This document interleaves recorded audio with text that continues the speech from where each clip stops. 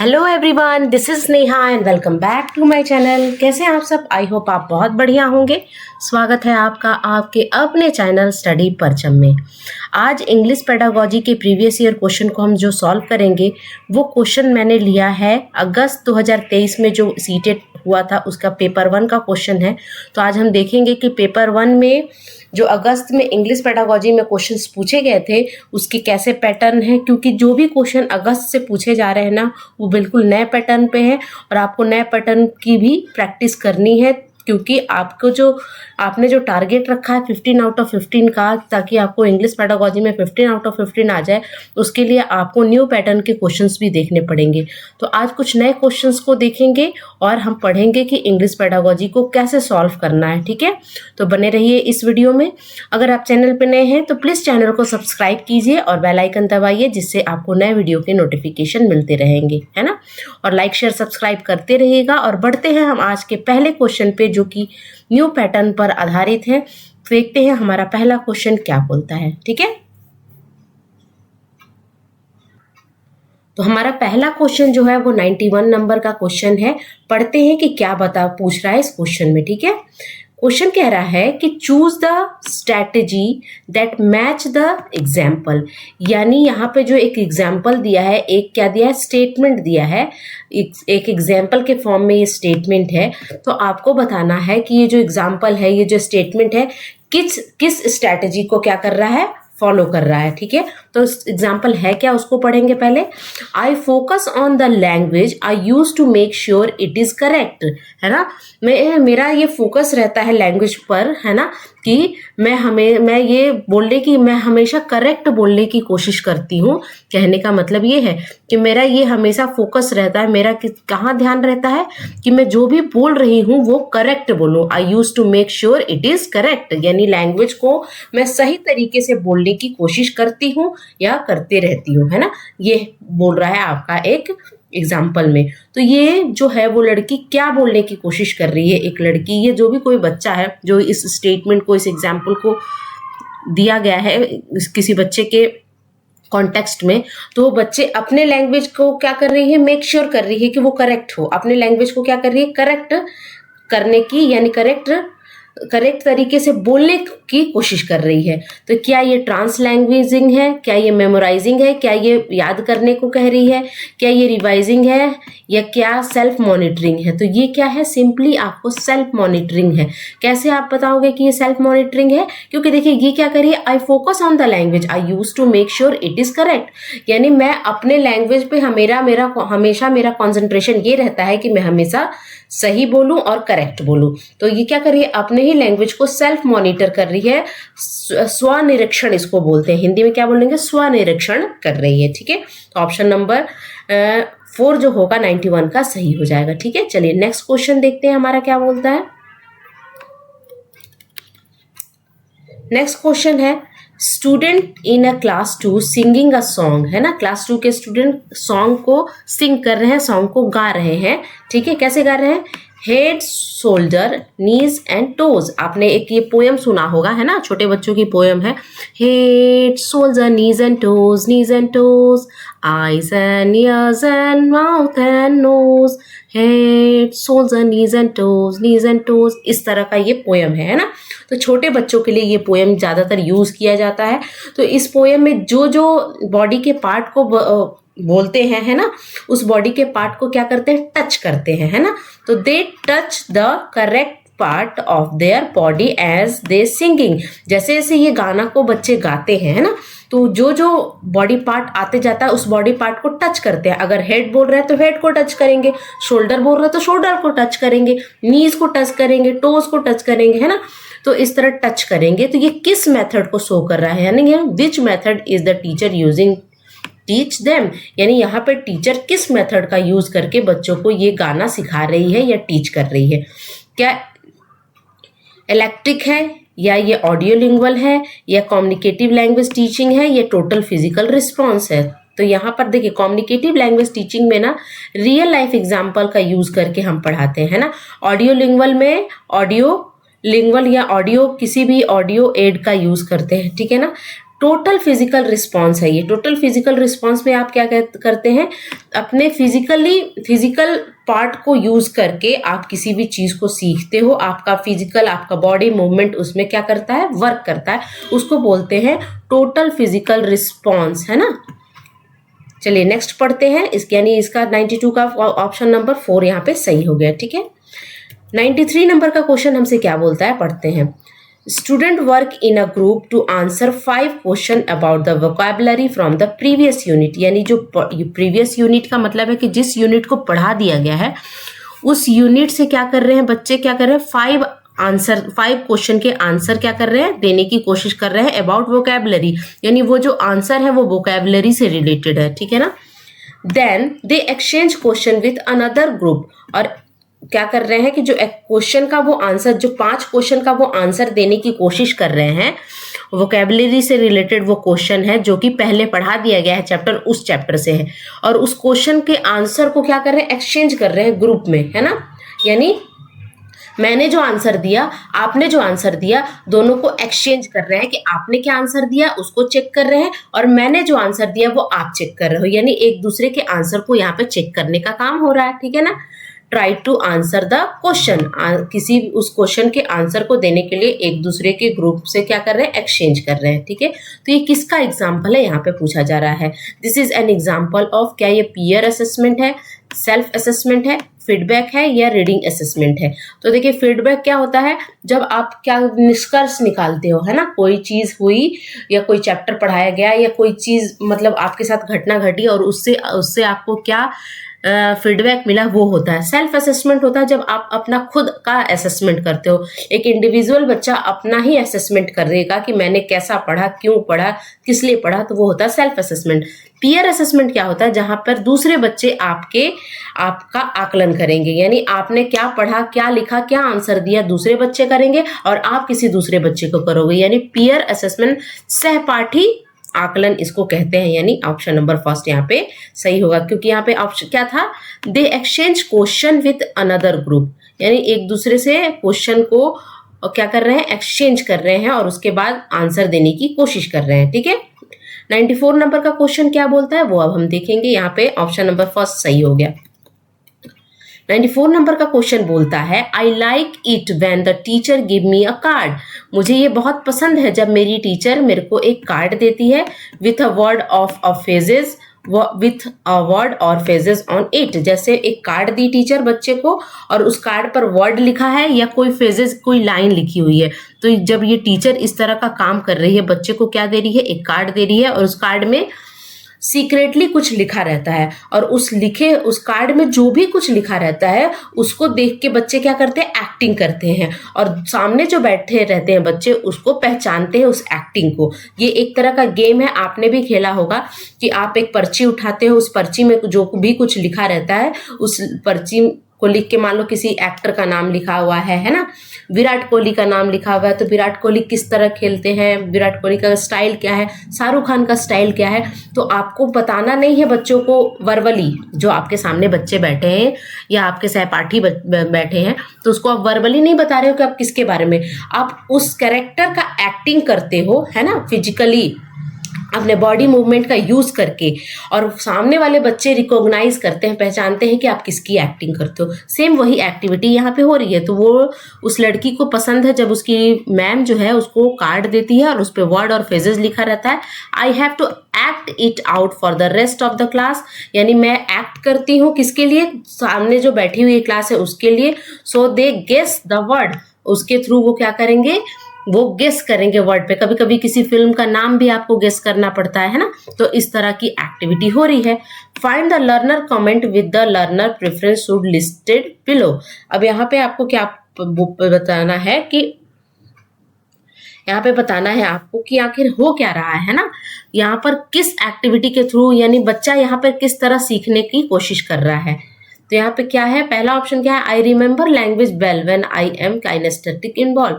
यहाँ पे क्या बोल रहा है कि वो लड़की बोल रही है कि मैं किसी भी लैंग्वेज को तब अच्छे से याद करती हूँ जब मेरा बॉडी मूवमेंट इन्वॉल्व करता है, यानी बॉडी मूवमेंट भी को यूज करके मैं कोई लैंग्वेज सीखती हूँ, है ना। दूसरा ऑप्शन क्या बोला, I remember language when I see it. तीसरा बोलता है I remember language when I hear it. I remember language well I have memorise the faces from the word. यानी यहाँ पे आपको आंसर बताना है कि यहाँ पे आंसर क्या होगा, है ना। तो यहाँ पे क्या है कि आई रिमेंबर लैंग्वेज व्हेन यहाँ पे ऑप्शन नंबर फर्स्ट यहाँ पे सही होना चाहिए कि जब मैं काइनेस्थेटिक यानी जब मैं अपने बॉडी मूवमेंट का यूज करके किसी भी लैंग्वेज को याद करती हूँ तो वो मुझे ज्यादा याद होता है, यानी ऑप्शन नंबर फर्स्ट यहाँ पे सही हो जाएगा, है ना। देखिए यहाँ पे क्या दिया है, I remember language when I see it. यहाँ पे तो देखने के जैसे देख के थोड़ी ना वो याद कर रही है, यहाँ पे सुनने की भी बात नहीं हो रही, वो क्या कर रही है, अपने बॉडी मूवमेंट का यूज करके क्या कर रही है, एक्टिंग कर रही है ना। एक्टिंग बोलना नहीं है तो क्या करना है, आप अपने बॉडी मूवमेंट का ही यूज करोगे। जब आप बॉडी मूवमेंट का यूज करते हो तो क्या आता है, काइनेस्थेटिक आता है ना। काइनेस्थेटिक टाइप का इंटेलिजेंट आपने पढ़ा होगा, है ना, गार्डनर की थ्योरी में। तो यहाँ पर उससे ज्यादा उसको वो याद हो रहा है, तो यहाँ पे ऑप्शन नंबर फर्स्ट यहाँ पे सही हो जाएगा। मेमोराइजिंग करना नहीं है इसका आंसर, ठीक है। चलिए नेक्स्ट क्वेश्चन देखते हैं। 95 नंबर का क्वेश्चन क्या बोलता है हमसे।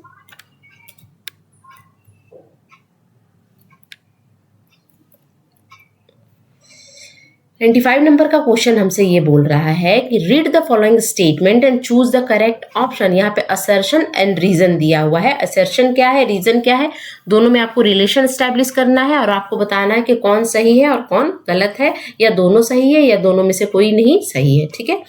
तो यहाँ पे असर्शन क्या बोलता है, all the children who enter school are complete language user according to their age। यानी यहाँ पे कहने का मतलब ये है कि जो भी बच्चे स्कूल में प्रवेश करते हैं, है ना, मतलब जो जब फॉर्मल एजुकेशन के लिए प्रवेश करते हैं, फॉर्मल एजुकेशन में क्या होती है, प्रॉपर प्लानिंग के साथ जो एजुकेशन होता है उसको फॉर्मल एजुकेशन बोलते हैं, है ना। तो जब बच्चे स्कूल में इंटर करते हैं तो एक बेसिक लैंग्वेज की जानकारी उनको होती है ना। उनके पास इतनी जरूर जानकारी होती है जिससे वो क्लासरूम में एक बेसिक क्या करें, एजुकेशन ले सके। यानी कोई भी बच्चे, देखिए ऐसा नहीं है कि घर में नहीं सिखाया जाता है, घर में भी बच्चों को पढ़ाई लिखाई सिखाई जाती है स्कूल में इंटर करने से पहले।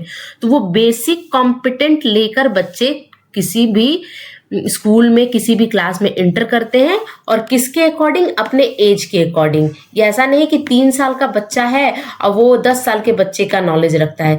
जिसका जितना एज है उतने एज के अकॉर्डिंग उसको बेसिक नॉलेज लैंग्वेज को लेकर रहता है। तो ये स्टेटमेंट बिल्कुल सही है ना। यानी जो बच्चे जो कुछ भी अपने घर से लेके आते हैं अपने मदर टंग के रूप में, उसको आपको क्या देना है, रिस्पेक्ट देना है, वैल्यू देना है। ये एनसीएफ हमसे कहता है, ठीक है। तो ये तो सही है। दूसरा है due to language and culture diversity. अब क्लासरूम में क्या है, लैंग्वेज और कल्चर डाइवर्सिटी मिलती है ना। अलग अलग कल्चर के अलग अलग लैंग्वेज के बच्चे आपको मिलेंगे, जिसको हम क्या बोलते हैं, मल्टीलिंगुअलिज्म कहते हैं ना। तो उसके कारण they are unable to demonstrate their ability. तो अलग अलग भाषा अलग अलग कल्चर के बच्चों के होने के कारण ये बच्चे जो है ना अपने जो एबिलिटी है, जो उनकी क्षमता है, उसको दिखा नहीं पाते हैं, उसको डेमोन्स्ट्रेट नहीं कर पाते। दिखाने का मतलब वो दिखाने में असमर्थ हो जाते हैं। यानी जो भी उनकी एबिलिटी है, कैपेबिलिटी है, तो बहुत सारे लैंग्वेज के बच्चे हैं वो क्या कर रही है, उसके एबिलिटी में बाधा डाल रही है। समझने का मतलब ये है, कहने का मतलब ये है कि आपको ये समझना है कि यहाँ पे डाइवर्सिटी जो है ना, कल्चरल डाइवर्सिटी और लैंग्वेज जो है, ये बाधा डालने का काम कर रही है किसी भी बच्चे की एबिलिटी में। तो ये तो सरासर गलत है, क्योंकि मल्टीलिंगुअल क्या है, मल्टीलिंगुअल एज ए रिसोर्स आपको लेना है ना। मल्टीलिंगुअल से क्या होता है, और क्लास में क्या होती है, बेहतर माहौल बन पाता है ना, और उसको लेकर आपको चलना है। तो यहाँ पे ये जो स्टेटमेंट है ये गलत है। यानी आपका ऑप्शन नंबर ए सही है, ऑप्शन नंबर असर्शन सही है और रीजन यहाँ पे गलत बताया जा रहा है। तो ए करेक्ट और आर फॉल्स होना चाहिए, ए ट्रू होना चाहिए। देखिए ए यहाँ पे फॉल्स दिया तो ये तो गलत हो गया। ए कहाँ ट्रू है, दोनों ट्रू तो नहीं होगा, यहाँ पे बोथ आर ट्रू, तो ये भी गलत हो गया।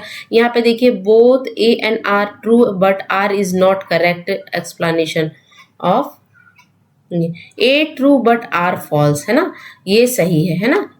ऑप्शन नंबर 4 यहाँ पे सही होगा, क्योंकि ए ट्रू है और बी जो है, आर जो है वो फॉल्स है। क्यों होगा, मैंने अभी आपको बताया, ए एंड आर दोनों ट्रू नहीं है, तो ये भी गलत हो गया, ठीक है। तो ऑप्शन नंबर 4 यहाँ पे करेक्ट आंसर हो गया, ठीक है, 95 का। चलिए नेक्स्ट देखते हैं क्या बोल रहा है। Manjeet of A class 5th, है ना, Manjeet of a class, Manjeet of a class fifth speak in a different way in her teacher, है ना।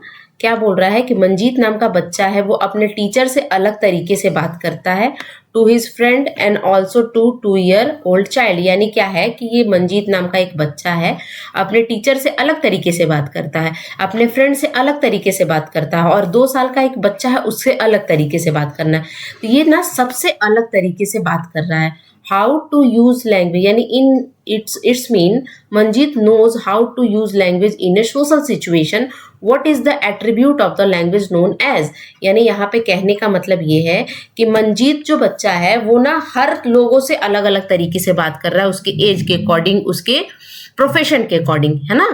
कि टीचर से हमें कैसे बात करना वो भी हमें पता है, फ्रेंड से कैसे बात करना वो भी हमें पता है, एक 2 साल के बच्चे से कैसे बात करना वो भी उसको पता है। तो ये उसको पता है कि किस तरह हमको लैंग्वेज का यूज करना है सोशल सिचुएशन में, यानी सिचुएशन के अकॉर्डिंग हमें किस तरह लैंग्वेज को यूज करना है, यहाँ पर बोला जा रहा है। What is the attribute of the language known as, यानी इस लैंग्वेज के एट्रीब्यूट को हम क्या बोलेंगे। क्या ये एक्ट ऑफ स्पीच है, क्या ये नेचुरलिस्टिक है, क्या ये सिमेंटिक है, क्या ये प्रैग्मेटिक्स है। तो ये है प्रैग्मेटिक्स, यानी उपयोगितावाद इसको हम बोलते हैं। प्रैग्मेटिक्स का मतलब होता है कि रियल लाइफ सिचुएशन में, है ना, आप अलग अलग सिचुएशन में अलग अलग तरह से अपनी भाषा का प्रयोग करते हो तो उसको बोलते हैं प्रैग्मेटिक्स, है ना। चलिए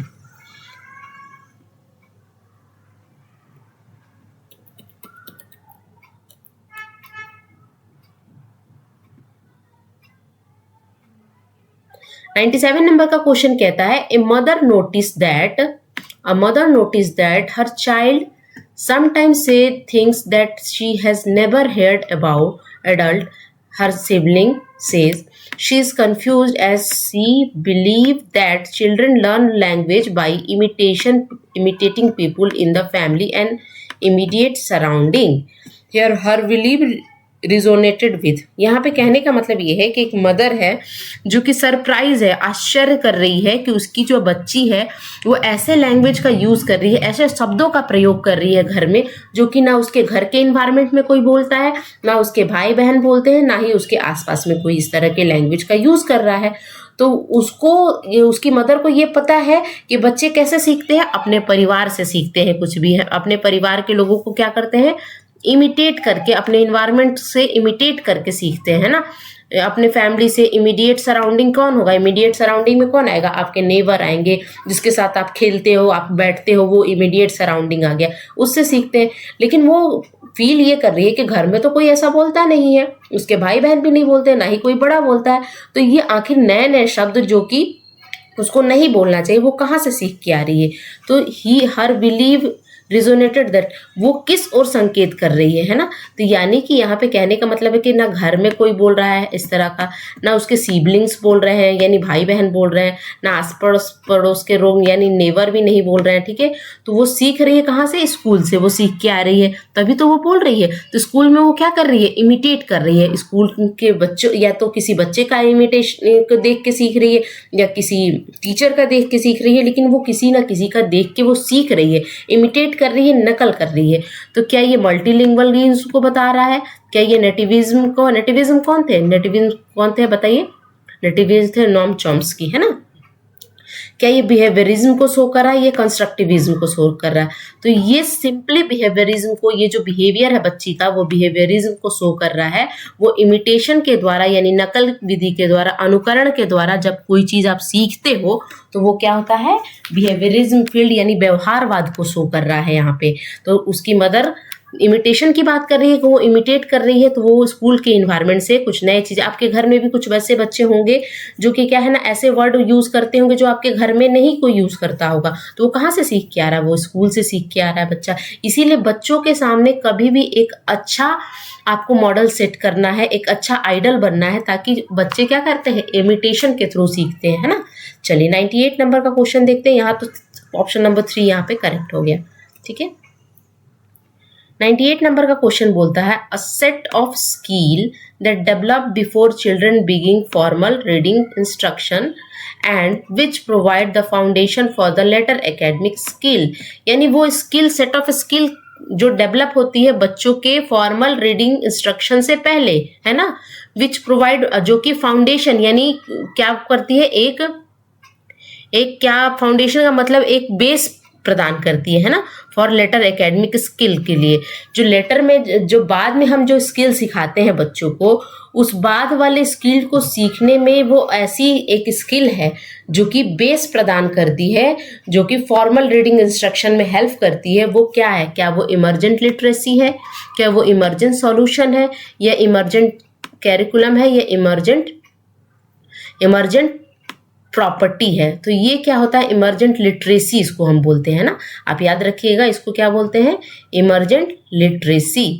इमर्जेंट लिटरेसी का मतलब कि बच्चे क्या है, कुछ ऐसी लिटरेसी को सीखते हैं जो कि आगे आने वाली फाउंडेशनल स्किल है ना, उसमें क्या करती है, हेल्प करती है। और ये रीडिंग इंस्ट्रक्शन से रिलेटेड है, फॉर्मल रीडिंग इंस्ट्रक्शन से, ठीक है।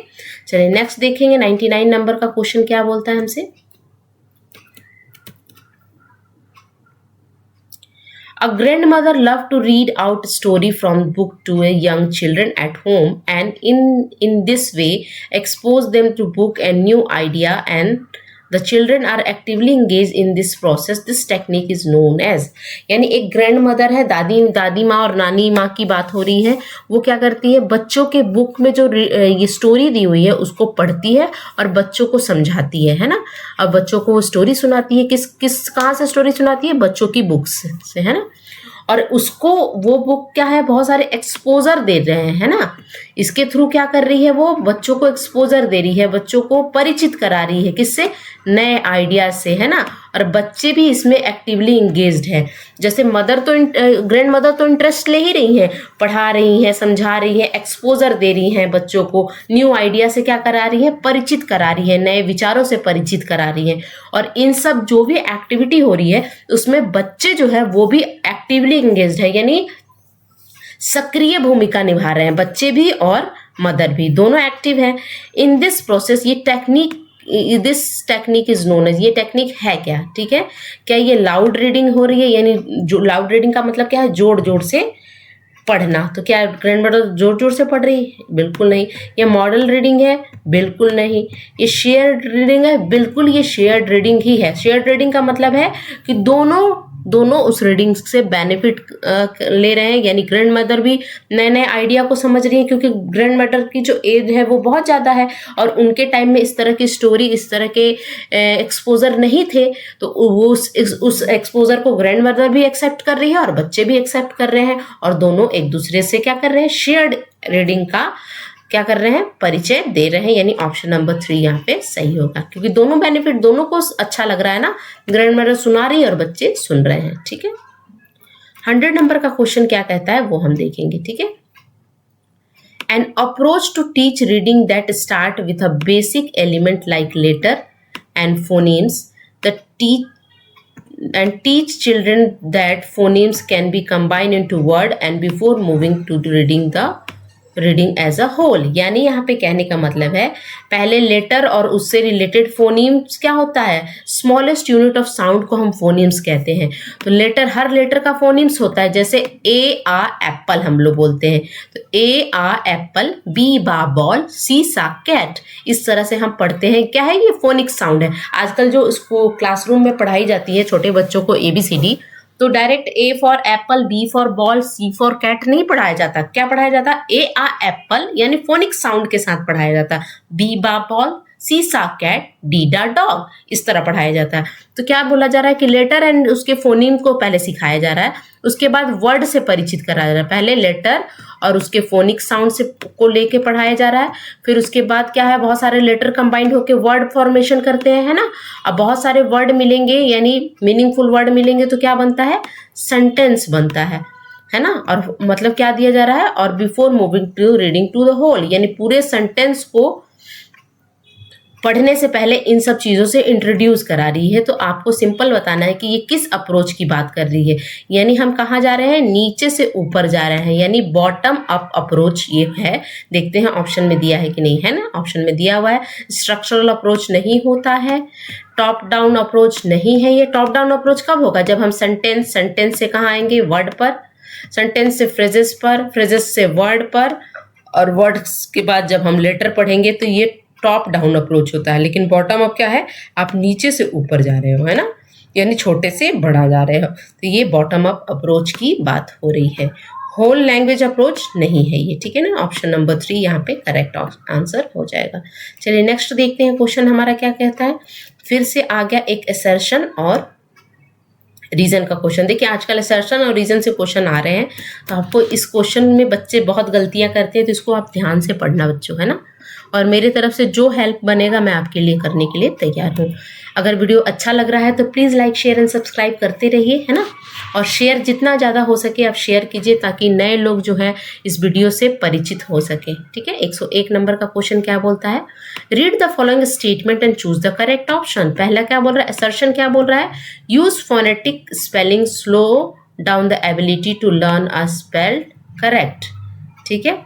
दूसरा क्या बोल रहा है, व्हेन रीजन क्या है, when a young children use spelling that are invented rather than conventional spelling, it does not so down their ability to learn spell correct.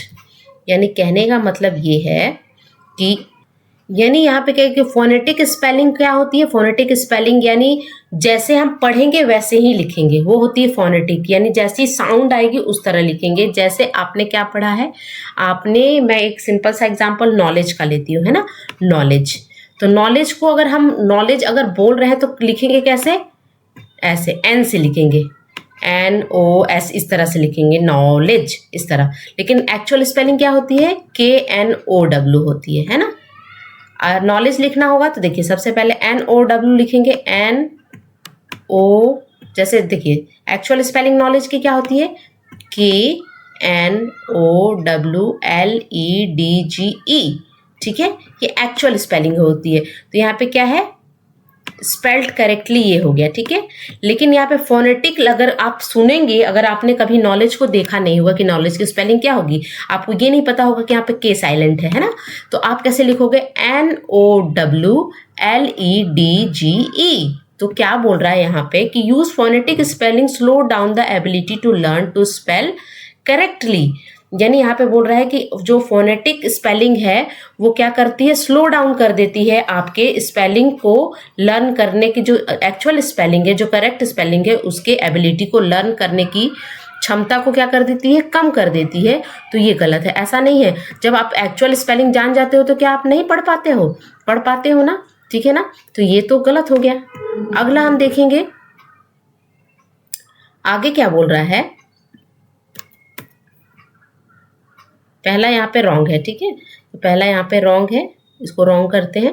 Next क्या पढ़ता है, when young children use spelling that they invented, बहुत सारी spelling को बच्चे invent खुद से क्या करते हैं, डिस्कवर करते हैं, रेदर देन कन्वेंशनल स्पेलिंग, जो कन्वेंशनल स्पेलिंग, जो बेसिक स्पेलिंग, जो रियल स्पेलिंग है ना, it does not slow down their ability to learn to spell correctly, ये स्लो डाउन नहीं करता है। तो बिल्कुल सही। देखिए बहुत सारे बच्चे अपनी एक नई स्पेलिंग बना लेते हैं, ठीक है, लेकिन जैसे ही उनको नई एक्चुअल स्पेलिंग का एक्सपोजर मिलता है, तो ऐसा थोड़ी ना है कि जो पुरानी स्पेलिंग है एक्चुअल स्पेलिंग के लर्निंग एबिलिटी पर कुछ गलत प्रभाव डालती है, नहीं डालती है ना।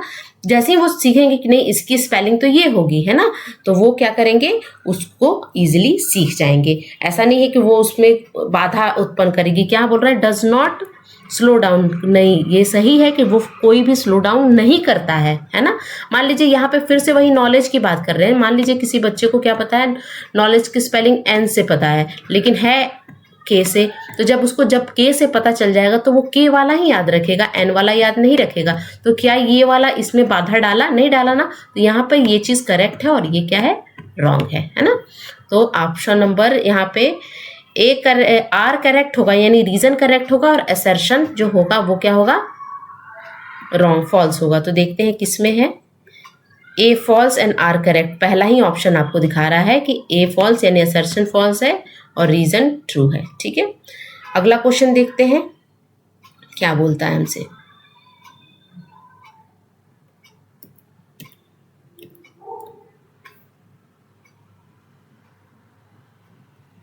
एक 102 नंबर का क्वेश्चन है ये।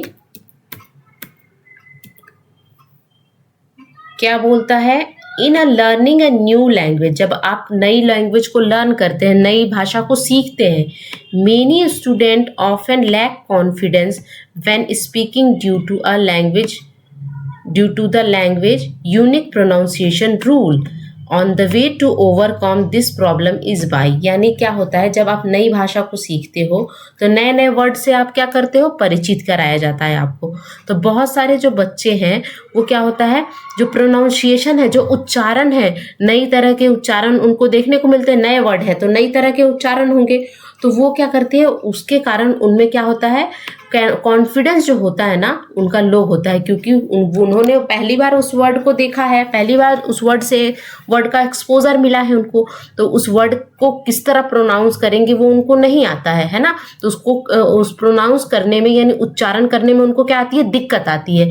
और जब किसी भी बच्चे को किसी चीज़ में दिक्कत आएगी तो वो क्या फील करेंगे, लो कॉन्फिडेंस फील करेंगे, है ना। When speaking due to the language unique pronunciation rule on the way to overcome. अब इस प्रॉब्लम को आपको कम करना है ताकि बच्चे का जो कॉन्फिडेंस लो हो रहा है, लैक ऑफ कॉन्फिडेंस उनमें नज़र आ रहा है, उसको जब आप कम करोगे तो क्या करोगे कि उनका कॉन्फिडेंस बरकरार रहे, वो लो कॉन्फिडेंस फील ना करे, और जब वो नए वर्ड को देखे, नए लैंग्वेज को सीखे और उसको अच्छी तरह से क्या कर पाए, प्रोनाउंस कर पाए, और प्रोनाउंसिएशन बढ़िया रहे, उनका उच्चारण बढ़िया निकले।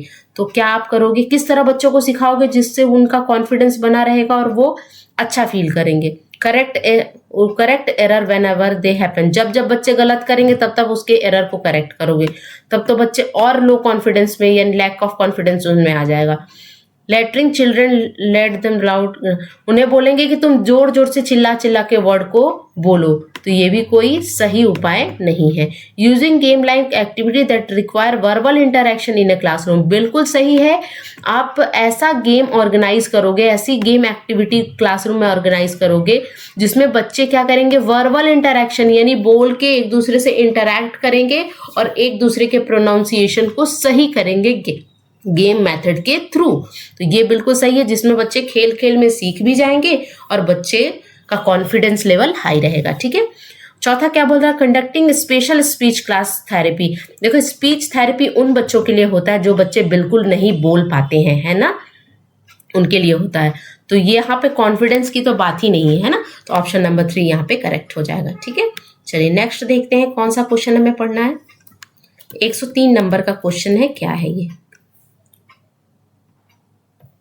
A teacher of class 3rd is presenting a new vocabulary to the learner। नए vocabulary बच्चों को पढ़ा रही हैं, है ना।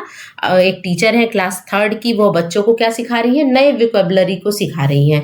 Which of the following is an effective way to present the new vocabulary। अब आपको बताना है कि कौन सा एक इफेक्टिव वे है, इफेक्टिव तरीका है जिससे हम नए vocabulary को सिखा सकते हैं बच्चों को। तो टीचर को क्या करना चाहिए, Teacher should write its meaning on the blackboard and ask learner to learn it by heart। यानी क्या बोल रही हैं, टीचर क्या कर रही है कि नए वोकेबलरी की मीनिंग को क्या कर दे रही है, बोर्ड पे लिखती रही है और बच्चों को सिंपली क्या कर रही है कि आप मन लगा के ऊपर से क्या करो, कॉपी करो, यानी सिंपली बोर्ड पर से उतारो और उसको क्या करो, याद करो।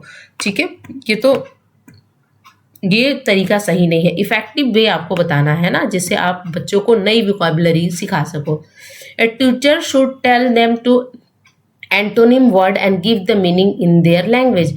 टीचर क्या करेगी, एंटोनिम वर्ड देगी और उसकी मीनिंग को आपको बताना होगा अब उनके खुद के लैंग्वेज में। अगला है, a teacher should give them a concise definition of the word के डिफिनेशन को बताएगी। देखिए डिफिनेशन से यानी परिभाषा से दूर ले जाने के लिए कौन बोलता है, एनसीएफ बोलता है। ठीक है। अगला है, a teacher should try to explain a word meaning in the situation in which occur. बिल्कुल सही है, यहाँ पे क्या बोल करेगी टीचर, देखिए ये भी नहीं होगा, है ना। Teacher should tell them to antonym words, यानी आप एंटोनिम साइनोनिम्स वर्ड्स लिखोगे तो क्या बच्चे उस नए वोकेबलरी की मीनिंग को याद कर लेंगे, नहीं। आपको इस तरह से बच्चों को माहौल बनाना है क्लास में, इस तरह का सिचुएशन क्रिएट करना है, कॉन्टेक्स्ट में पढ़ाना है, बच्चे को संदर्भ में पढ़ाइए ताकि बच्चे उन सारे जो वर्ड हैं उनकी मीनिंग, उनके अर्थ को संदर्भ में सीख सके, है ना। जैसे हम संदर्भ में व्याकरण पढ़ाते हैं, एक सिचुएशन दे देते हैं उसके अकॉर्डिंग हम व्याकरण पढ़ाते हैं, उसी तरह आप वर्ड मीनिंग किससे करोगे, एक सिचुएशन दोगे बच्चों को और उससे बच्चों को क्या करोगे, बच्चे खुद ब खुद उसकी मीनिंग बताना स्टार्ट कर देंगे, है ना। तो teacher should try to explain a word meaning in a situation in which they occur, यानी जो बच्चों के प्रेजेंट सिचुएशन से रिलेटेड हो, एक अच्छा सिचुएशन क्रिएट करेंगे, एक्टिविटी क्रिएट करेंगे जिससे वो नए वोकेबलरी को सीख सकें। ठीक है, चलिए नेक्स्ट देखते हैं। 104 नंबर का क्वेश्चन हमसे क्या बोलता है। Learning A language is a matter of, यानी लैंग्वेज लर्निंग क्या है, क्या ये स्किल है, क्या ये एक्विजिशन है, क्या ये प्रोसेस है, क्या ये प्रोडक्ट है। तो लर्निंग अ लैंग्वेज क्या होता है, प्रोसेस होता है ना, प्रोसेस होता है ऑप्शन नंबर 3, यानी ये प्रक्रिया होती है ना, इसको आपको ध्यान में रखना होगा। स्किल क्या होता है, लैंग्वेज स्किल अलग चीज होती है ना। बहुत सारे बच्चे स्किल को कहेंगे कि ये स्किल है, स्किल नहीं है। लैंग्वेज स्किल जो होती है LSRW, जो कि आपके लैंग्वेज को इम्प्रूव करती है। यहाँ पे लैंग्वेज को जो लर्न करेंगे एक तरह का प्रक्रिया है, एक तरह का ये प्रोसेस माना जाता है ना। चलिए ऑप्शन नंबर 3 यहाँ पे सही होगा। अब ये जो आखिरी क्वेश्चन है ये थोड़ा लंबा है, इसको थोड़ा सा हम ध्यान से पढ़ेंगे, ठीक है।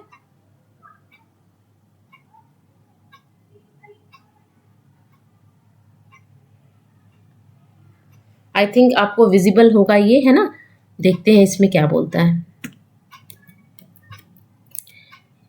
यहाँ पर पूरा आपको ऑप्शन दिखेगा, ठीक है। पहला क्या बोला, प्रिडिक्शन क्या है, प्रिडिक्टिंग क्या है, इन्फरिंग एटीट्यूड क्या है, deducing meaning from context, intensive reading क्या है, आइडेंटिफाइंग टेक्स्ट ऑर्गेनाइजेशन क्या है। सबसे पहले आप देखिए कि फर्स्ट क्या है, प्रिडिक्टिंग। प्रिडिक्टिंग से कौन सा जो स्टेटमेंट है वो रिलेट करता है, ठीक है। तो प्रिडिक्टिंग क्या है वो आप देखिए, उसके बाद आपको ऑप्शन मिलते जाएगा, है ना।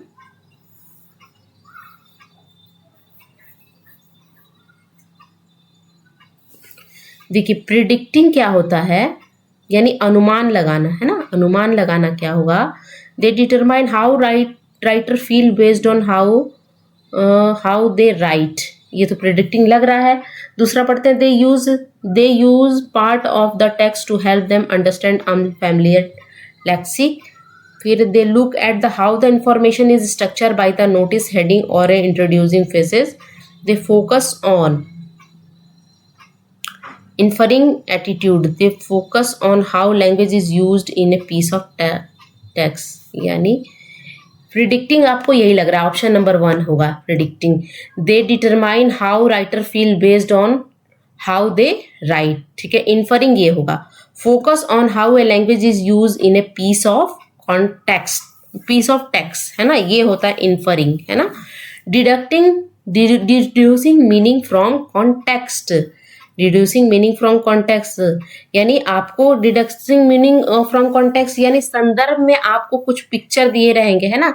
यहाँ पे देखिए आपको डिड्यूसिंग यानी आपको पता लगाना होगा कि वो जो उस कॉन्टेक्स्ट में क्या बोलने की कोशिश कर रहा है, यानी यहाँ पर ये ऑप्शन नंबर, यहाँ पर जो 5th है वो लग रहा है, they use picture and title and picture to give themself idea about the text, यानी ऑप्शन नंबर सी का हो जाएगा 5, ठीक है। सी का 5 हो गया, यानी हमको 3 मिल गया। ए का क्या होगा, ए का 1, इस एक बार चेक कर लेते हैं, ठीक है। ए का 1, बी का 4 और सी का 5, एक बार चेक करते हैं, ठीक है। ए का 1, बी का 4, सी का 5, देखते हैं लेट्स सी कौन सा होगा ऑप्शन नंबर। उसके बाद अगर 2 या 3 मिल जाए ना तो आप एक बार देख लिया कीजिए कि ऑप्शन में है कि नहीं, है ना। एक भी मिल जाए ना तो एक बार चेक किया कीजिए, 1 या 2 मिल जाता है तो आपका आंसर निकल जाता है, आपको ज़्यादा करने की ज़रूरत नहीं है, ठीक है। ए का 1, बी का 4 ये देखिएगा, और सी का 5, ए का 1, बी का 4, सी का 5। ए का 1 देखिए इसी में है, सिर्फ 3rd नंबर का ऑप्शन है, ए का 1, बी का 4, सी का 5, देखिए मिल गया ना, यही होगा। 1 या 2 करोगे ना तो आप ऑप्शन के थ्रू एलिमिनेट कर सकते हो, एलिमिनेशन टेक्निक यूज जरूर कीजिएगा, इससे टाइम जो है आपका सेव होगा, है ना, बचेगा आपका टाइम। तो ऑप्शन नंबर 3 यहाँ पे करेक्ट हो जाएगा। तो लास्ट क्वेश्चन का जो आंसर है 105 का वो तीसरा होगा, एक बार आप मिला भी लीजिएगा फिर से, है ना। चलिए ये थी आज के लेक्चर। अगर आपको वीडियो अच्छा लगे तो please do like, share and subscribe to my channel. तब तक के लिए thank you so much for watching, keep watching, keep smiling, bye.